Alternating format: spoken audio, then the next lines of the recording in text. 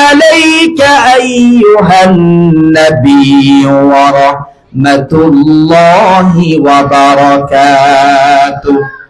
আল্লাহ তাআলা বলছেন, আসসালামু আলাইকা আইয়ুহান নবী, হে নবী আপনার প্রতি সালাম বর্ষিত হোক, আপনার প্রতি রহমত বরকত বর্ষণ হোক। ভাইরা আমার, আরশ আজিমে আল্লাহর সান্নিধ্যে গিয়ে আমার রাসূল আল্লাহর কুদরতি পায়ে সিজদায় পড়লেন, আল্লাহর প্রশংসা করলেন। প্রতি উত্তরে আল্লাহ রাব্বুল আলামিন নিজেই তার রাসূলকে সালাম দিলেন, শান্তি বর্ষিত হোক, আপনার প্রতি রহমত বরকত বর্ষিত হোক। এরপরে আল্লাহর হাবিব সেই আরশ আজিমে উম্মতের কথা বলেন নাই, আল্লাহু আকবার জোরে বলুন।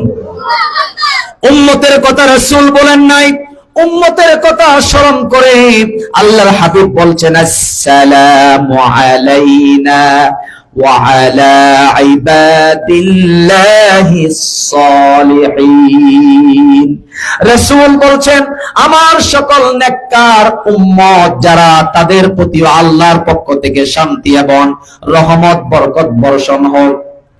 আল্লাহ রাব্বুল আলামিনের সাথে যে আমার রাসূল এই কথাগুলো বলছিলেন, ফেরেশতারা লক্ষ্য করছেন।